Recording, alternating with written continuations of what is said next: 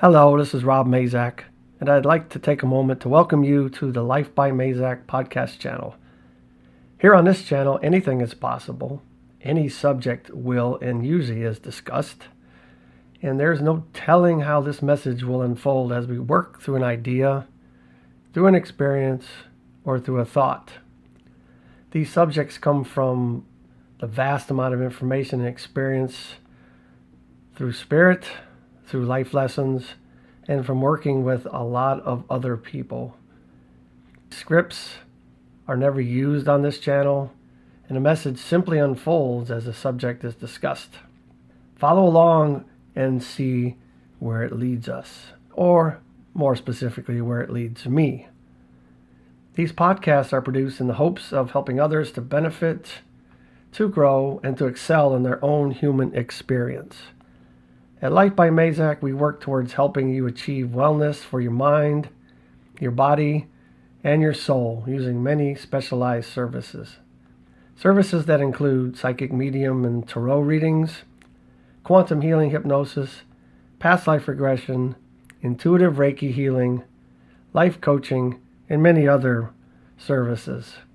If you enjoyed this podcast, please click the like button and share this with others. Our goal is to reach as many people as we can with the knowledge that is shared on this podcast channel. All right, I would like to talk about a phrase or a statement that my wife made the other day that was just very profound. And it was very simple, but it spoke absolute volumes about life and success and how we get to reach our goals and on and on and on. You know, I like to talk about that stuff. So she has recently discovered yoga and Pilates, and she has taken off with that like I've never seen her take off with any kind of exercise. You know, because exercise for her and many people have become this very unfavorable type of activity that just seems to be not worth the pain. And many people work out for hours and hours and diet and all these things, and nothing ever changes, and they're like, what's the point? Well, there's a lot of points which we can probably circle back around on, but she was not exactly feeling it one morning. You know, looked like she'd been hit by a truck or something in the morning, you know, just barely awake. And she, I woke her up, asked her if she was going. And, I was kind of thinking she might not, based on the way she was, super groggy and, just looked really tired. Anyway, I was in my office, and then she came up to the front, grabbed her yoga bag all dressed up, and I said, wow. I said, you don't exactly look excited or motivated to go to do yoga. She goes, you know what? You just got to show up. Don't have to like it. I'm like, oh my God, I almost hit the floor. And, not just because my wife said it, but because that's the secret, isn't it? We all make all these tremendous goals and New Year's resolutions, and we decide we're going to do all these crazy things, and we're going to get better. We're going to lose that weight. We're going to become rich. We're going to write that book. We're going to do all these things. But we forget that we actually have to show up to start that process. Because let's just face it, if you don't show up to anything, you're not involved. You're just simply not involved. I mean, even if you're showing up to watch a movie at a theater, you can't see the movie or enjoy the movie unless you show up. I mean, I could use lots and lots of examples about that. But I think that is the absolute ingredient, or the ingredient that is missing in most of our plans, most of our lives, is we simply are not showing up for the things that we know we should do, the things that we want to do, the things that we have put out in front of us, that our dreams are, or our goals, and we simply just don't start. We don't show up for some reason or another. There's a lot of reasons for that, obviously. Sometimes it has to do with the way we were raised, the conditioning we've been subject to, the cultures we've been subject to, Just many, many things in life that can really program us to not want to ever do anything more than survive instead of thriving. I even watched this TED Talk last night. Actually, I listened to it while I was driving. I wasn't actually watching it. But it really talked about that, where this particular person actually had to hit the bottom of the barrel. I mean, she had to hit the lowest of lows before all of a sudden the revelation showed up and she realized that there was nowhere to go but up. I mean, when you're at the bottom, I mean, where else do you have to go but up? I guess you could go sideways, but that's not going to change anything, right? And so sometimes we all need those things, to get started, or swift kick in the ass. Sorry about the language, but showing up is the absolute best part of that equation. I can guarantee you tomorrow is going to be a struggle for me. Here it is in Texas, and it's going to be freezing temperatures for this whole week. And I'm staying in this RV. And I don't know if you've ever lived in an RV, but it seems like it's very difficult for it to ever be really entirely cool or entirely warm, depending on the outside temperature. And so I was cold all day today working, because I work from the house or from the trailer, telework day, and I was just cold all day. And I can tell you, I did not want to get out of this trailer to be in an even colder environment, even just to walk to my truck and go to the gym myself this evening. Those words that my wife said the other day just echoed in my brain. I'm like, well, you don't have to like it. You don't have to feel like it. You just have to show up. And tomorrow morning, it's going to be just as much fun, because it'll be way below 32 degrees tomorrow. And the gym that I use on the camp where I work is not heated. It's not air conditioned in the summer. It's not heated in the winter. And it's a rusty old hardcore gym, army gym, right? Rusty, dirty, just, I don't know how to describe it. But it's going to be cold. And I do not like the cold whatsoever. I really don't. I could go out and run or walk or play soccer in 100-degree weather and be absolutely happy with that. But it gets a little bit chilly. Ooh, man, there's where the struggle starts for me. And I know I'm going to have to use that phrase tomorrow. You just got to show up. You just simply got to show up. And so I know the struggle is going to be there. The problem with a lot of us, including me, we're not, I'm not perfect. I'm not behind this mic as if I'm, some perfect God or something, is that we simply allow our feelings to run our lives. Our feelings really have nothing to do with what it is we're supposed to be doing, what it is we want to do. They screw us, because our feelings stop us from doing so many things. And yes, we are humans. We've got an emotional program that runs us, and it is important to have those, because I think that's how we grow as humans. But the thing is that if we allow those feelings to dictate what we do and what we don't do, then we're likely not going to do a lot of things we should, or going to be doing some things that we shouldn't, simply because of our feelings. I mean, I was talking to a client this weekend, and it was about relationships. It was interesting because it was really, I think, the feelings that this particular person was having that kept them going back to the same toxic relationship, or a relationship that just was not working out. And it was interesting to actually hear somebody say that. I mean, I've heard it a lot. I talked to a lot of people about that stuff.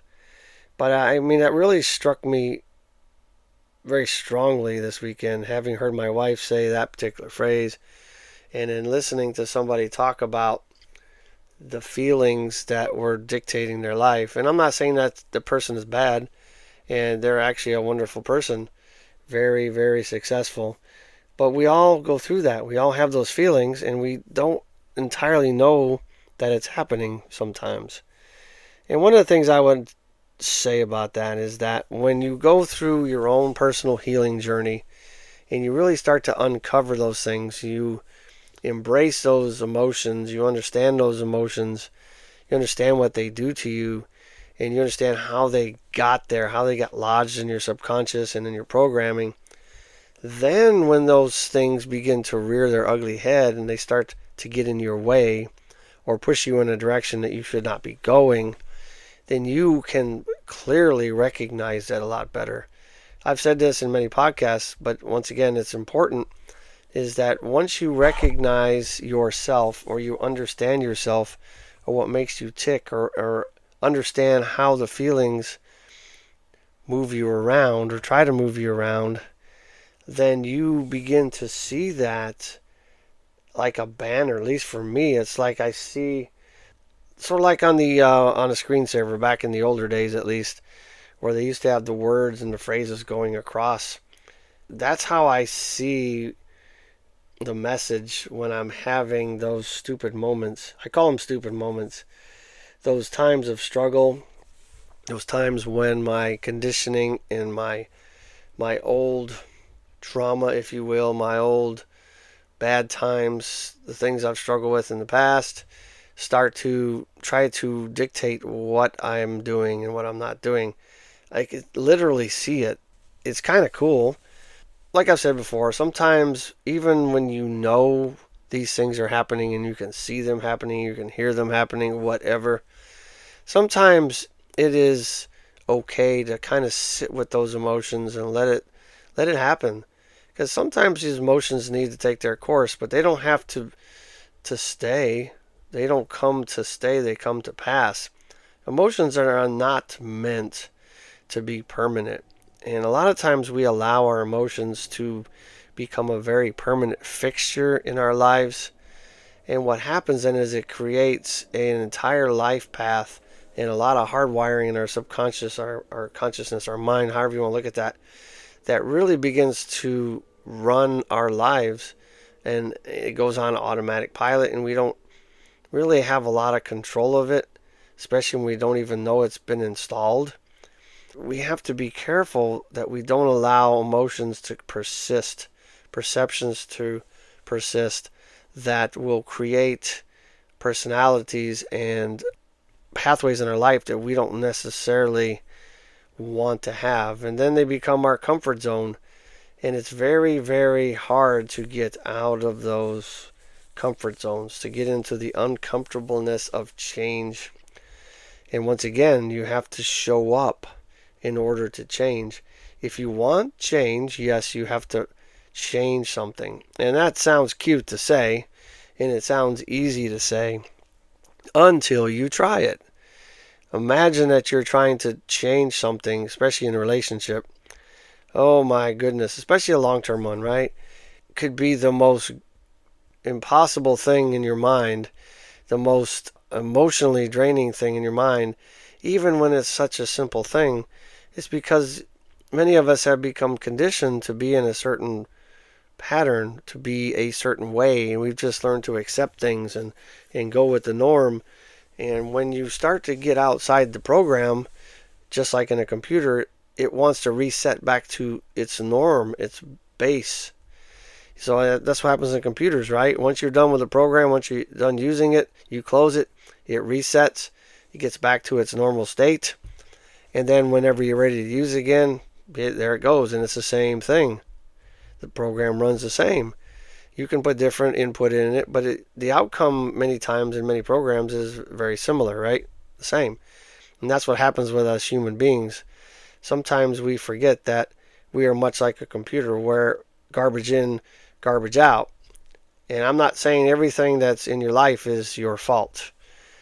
Now, where the fault lies is if you allow those things to continue to affect you even years later.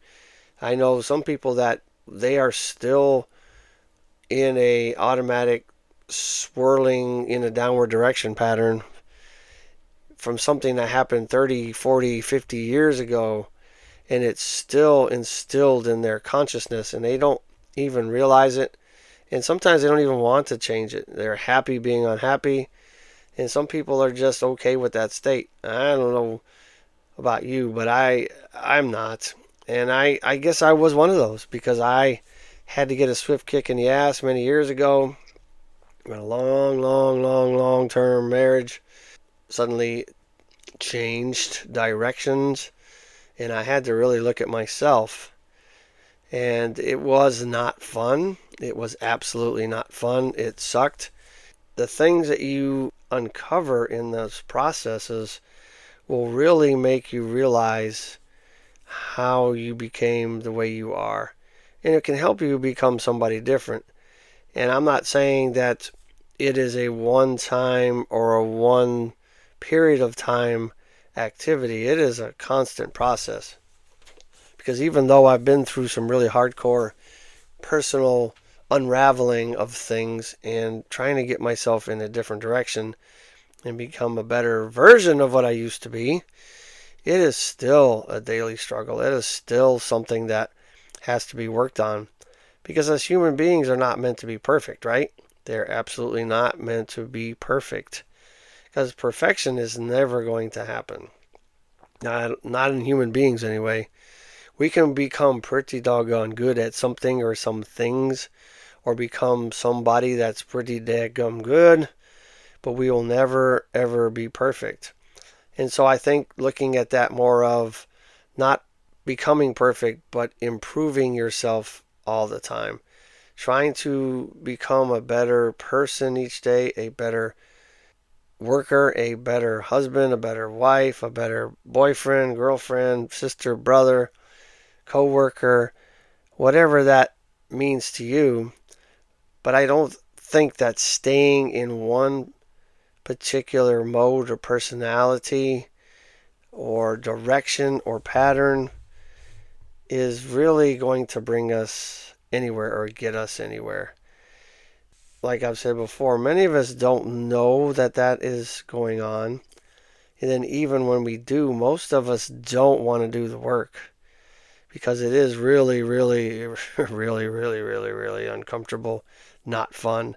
And it absolutely is something that is feels like it's tearing your heart out, tearing out your mind. It's just like, I don't even know how to describe it. And, these are all just emotions. I'm not even talking about physical trauma. I'm talking about emotional trauma, which can be much longer lasting sometimes than physical. Because physical trauma can heal. It may never be perfect again, but it can be rehabilitated most of the time to a functional state. But how does that work in the emotional paradigm? It's not quite as easy. It takes a lot more work, I believe. It takes a lot more time. It takes a lot more effort. And once again, it takes showing up for yourself. If you're going to be on the field of life and you're in pain, you might as well get some yardage out of it, like Les Brown would say. If you're going to be in the game of life, you might as well run that race as good and as best as you can, because we don't really know if this is going to be the only life we get. And if it is, my goodness, we don't want to waste that short 7,500 years on, just allowing programs to run in our consciousness that are not taking us where we would really like to go. I mean, do yourself a favor. Really sit down one day and decide, or look at your life, rather, and see what it is that you are doing, and then look at what it is you would like to do. Where is your life now, and where would you like your life to be? I was listening to a podcast the other day. One of the guys suggested that you close your eyes and imagine yourself 20 years older, 20 years in the future, doing nothing different than you're doing now. Going to work, eating, sleeping, whatever. And look at yourself having gone no further or not much further, let me say that again, and you're just simply 20 years older. I mean, 20 years are going to pass anyway. Do you want to simply just be 20 years older? Or do you want to be more successful, a much better version of yourself, or something completely different when you're 20 years older? Because time is going. It's going forward. It's ticking off. It's not going to change. The only thing that can change is who? Us. Once again, we must show up. We must actually put something together, get a direction, and then show up for ourselves. That's the hardest part, I think, because I think it's easier actually to show up for others in many cases. We go to work every day. We show up. Well, mostly because we need money. But when we show up, what are we doing? We're supporting somebody else's dream. The owner or the CEO or the owners or the board members or whatever part of that ownership of that company, you are supporting their dream by showing up and doing the work. Yes, they're paying you, probably not as much as you'd like, and maybe not as much as you deserve. But guess what? You show up for them. Why aren't you showing up for yourself? I just don't get it. And I've been there. I do that sometimes. I get in that rut sometimes, and I forget that I'm just as important or the most important part of my equation. You are the most important part of your equation. And we tend to forget that. Because just like being on an airplane, you've all ignored those safety briefings as much as I have, I guess, over the years. But what is the thing they say about the mask when they drop? Put the mask on yourself before helping other people. And why would they say that? Because you cannot help anybody or as many people if you forget to put on your mask and you end up passing out because of lack of oxygen. Same thing in life. If your goal is to help others, for example, and we all really, I think, ultimately are here to do that. That's the best way to become a better person, in my opinion. I'm not saying that that's true for you or for everybody out there. But if you run out of yourself and you forget to take care of yourself, there's nothing that you're going to change. There's nothing that's ever going to happen different for you because you just simply don't have the energy to do it. Now, I believe we wake up with a certain amount of energy every day or every time you wake up, whether you're a night sleeper or a day sleeper. And we have a limit on the battery usage for each day that run all levels of our existence. I see this in my energy work all the time. People are very depleted because they're using their energy on things that are not really working towards the development of you. In other words, you're not taking care of yourself. You're using your battery on a lot of things that really don't matter, that are frivolous, that are just something you can't do anything about. Then you end up just like we do in the credit system when we run out of money. We have to borrow more money from the future to pay for today. And the same thing happens with our own energy. Sometimes we're borrowing from tomorrow, and the next thing you know, we're aged much farther than we should. We are tired, we are exhausted, and then it's even harder to show up for yourself because you don't have enough of yourself to show up for. You can barely show up for your family, for work, for all the things that you have to do, and you just simply don't have the energy or the battery left to do that for you. You are the most important thing as far as the universe is concerned, as far as God is concerned. You are number one because you are the only thing that you can really truly affect and do anything about or change. You can't change other people. I mean, you can probably change them in some ways and you can help them change, but you can't change for them. The only thing that you can truly change and or control is who? It is you. It is me. The only person I can change and do anything about is me. That's just the way it is. I can't change anybody else. When I have clients come in my door and we do healing sessions or we do counseling sessions or life coaching sessions or any kind of work like that, it is not me that's doing the changing. It is simply me looking at them from an outside view, making suggestions, giving them ideas of how they can change. So I get to hit the start button, basically. So I don't do the work. I don't do that at all. It is not me. I am simply the facilitator of the conversation or the session or the modality. It is not me that does that. And that's the same with all of us. Nobody can change me. Nobody can change me unless I want to change, unless I allow that change to happen. And there's no other way around it. And we all know that. I mean, you've heard about the celebrities that have been through, rehabs, multiple times, lots and lots of times, and they just keep going back to rehab. They keep going back on the wagon. They're really not ready to change. Maybe they're doing it for family, or they're doing it because they think they can save face, or they think that their popularity is not going to be as good. Whatever the case is, I'm just using that as an example because celebrities are in the news a lot more than you and I are. In that case, it's never going to happen until they're absolutely ready to change. And many of them do. I've seen some really great stories, and sometimes it takes them being knocked flat on their back, end up in a hospital with tubes in them or whatever, before they will change. But guys, come on. We must show up for ourselves. We must show up to do the things that are important to us, make the time to do those things that are important for us, so that we can actually show up. We all have the time. We all have 24 hours a day. Why is there any difference between the bum on the street and the billionaire? It's the way they utilize their time. They find time to show up for their goals, to show up for their dreams, to show up for whatever it is that excites them. We have to show up. Just that little statement, I think, will change your life. I know it's changed mine, because I can tell you, even though my wife said that to me and it struck me very interestingly, I've said that a lot of times. It's just, I guess it was just shocking, because sometimes people say things to you that you never expect that they'll ever say.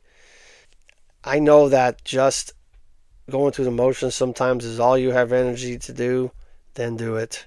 If health and fitness is your thing, you sometimes just got to get to the gym, do some things. It may not be your best day, but that's okay. I play soccer, as you guys all know. Some days as a goalkeeper, I couldn't save the ball if it was, 4 times the size. I couldn't save a goal. And other days, there's absolutely nothing that gets by me. What's the difference? I don't know. But the thing is, I still show up. I still play. Because if I don't show up, then I'm never going to improve. I'm never going to learn those lessons and become a better goalkeeper. And that's the same thing with life. We must actually show up, put the work in, do the practice, look at what transpired, and try to improve on that. Show up again, show up again, show up again. Keep showing up. All right, I'm going to get off my soapbox, people. I really look forward to hearing from you guys, because I talk a lot, and I would really like to hear what you guys have to say. It is very interesting, because no matter who I talk to, whether they're clients or friends or coworkers, I learn from everybody. Much of the experience I get to transpire to others, or to transcribe, or speak to other people, does come from other people that I've talked to and worked with. And so that's the same for all of us. We all learn from each other. I encourage you guys to go to my website, lifebymazak.com, lifebymazak.com. Find the contact page. You know what to do. Look me up. I'd love to work with you. And you will hear from me many, many more times. I look forward to hearing from you. Stay strong and live your life.